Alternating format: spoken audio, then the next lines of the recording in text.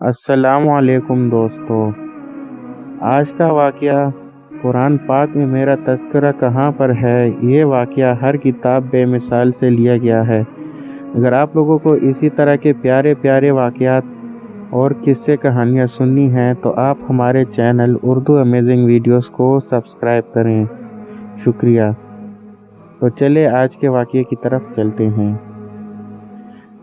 ایک دن اخف بن قیس رحمۃ اللہ علیہ بیٹھے ہوئے تھے کہ اچانک ذہن میں یہ بات آئی، لَقَدْ أَنزَلْنَا إِلَيْكُمْ كِتَابًا فِيهِ ذِكْرُكُمْ أَفَلَا تَعْقِلُونَ۔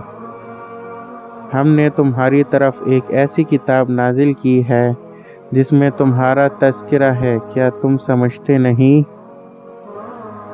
تمہارا تذکرہ، اس سے ایک عجیب سا احساس دل میں منڈرانے لگا۔ بالآخر سوچا کہ میں دیکھوں تو قرآن مجید میں میرا تذکرہ کس انداز میں ہے، میں کون ہوں اور کن لوگوں میں سے ہوں۔ قرآن پاک منگوایا اور اس میں غور کرنا شروع کر دیا۔ ایک قوم کا تذکرہ ان الفاظ میں پایا۔ ترجمہ: وہ لوگ رات کو کم سوتے ہیں اور سحری کے اوقات میں استغفار کرتے ہیں، اور ان کے مالوں میں سائل اور غیر سائل سب محتاجوں کا حق ہے۔ کچھ اور لوگوں کا تذکرہ ان الفاظوں میں موجود پایا، ان کے پہلو خوابگاہوں سے جدا رہتے ہیں اور اپنے رب تعالیٰ کو خوف اور امید سے پکارتے ہیں، اور جو ہم نے ان کو رزق دیا ہے اس میں سے خرچ کرتے ہیں۔ پھر کچھ سوچا، ان لوگوں کا تذکرہ سامنے آیا۔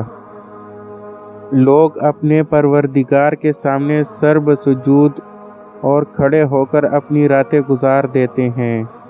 کچھ اور اوراق پلٹے تو یوں نظر آیا، وہ خوشحالی اور تنگی دونوں حالتوں میں خرچ کرتے ہیں، غصہ پی جانے والے اور لوگوں کو معاف کر دینے والے ہیں، اور اللہ تعالیٰ نیکوکاروں کو محبوب رکھتے ہیں۔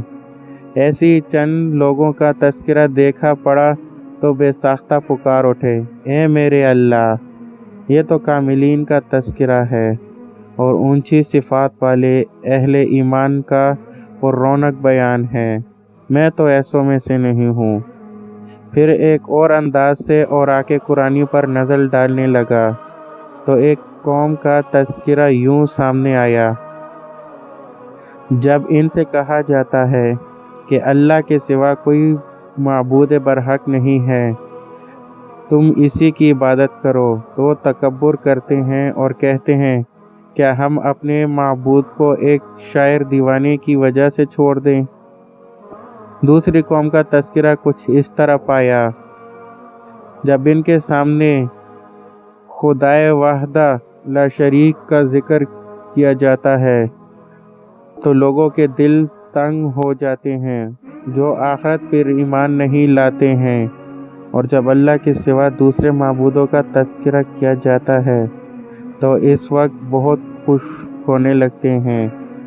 پھر کچھ لوگوں کا بہت برا حال دیکھا۔ ان سے پوچھا جا رہا تھا، کس چیز نے تم لوگوں کو جہنم میں لا ڈالا؟ وہ کہہ رہے ہیں، ہم نماز پڑھنے والوں میں سے نہیں تھے اور مساکین کو کھانا نہیں کھلاتے تھے، اور تکذیب کے مشغلہ والوں کے ساتھ ہم بھی دین کا مذاق اڑاتے اور روز قیامت کو جھٹلاتے رہتے، یہاں تک کہ موت ہمارے پاس آ گئی۔ یہاں پہنچ کر اخف بن قیس رحمۃ اللہ علیہ رک گئے اور کہا، اے میرے اللہ! میں ان برے لوگوں سے بیزار ہوں اور تیری پناہ چاہتا ہوں۔ پھر کچھ اور تلاوت جاری رکھی۔ غور و فکر بھی کرتے رہیں، اپنے خیال اور جستجو کو قرآنی افکار کے تابع کر کے تدبر کرتے رہے، یہاں تک کہ اس آیات پر پہنچے، دوسرے وہ لوگ ہیں جنہوں نے نیک عمل اور دوسرے برے عمل دونوں کو ملا جلا رکھا ہے۔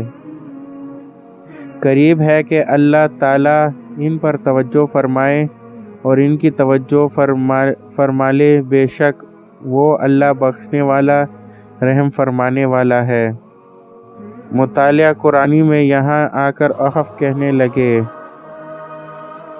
بس میں ان لوگوں میں ہوں، میرے پاس بھی کچھ نیک اعمال ہیں اور خطاؤں کے ڈھیر بھی ہیں، بس مجھے اس ذات کی جانب متوجہ ہو کر توبہ کرنی چاہیے، پس وہ رحیم و کریم اللہ مجھے معاف کر ہی دے گا۔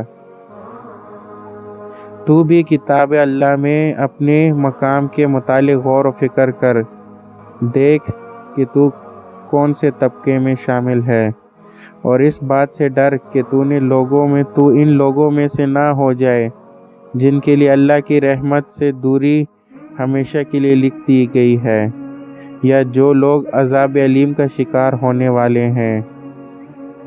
دوستو، اگر آپ لوگوں کو یہ واقعہ اچھا لگا ہو تو آپ ہمارے چینل اردو امیزنگ ویڈیوز کو ضرور سبسکرائب کریں اور ساتھ ہی بیل کا آئیکن پہ کلک کریں تاکہ آپ کو ہر نئی آنے والی ویڈیوز کی نوٹیفیکیشن مل سکے۔ جزاک اللہ۔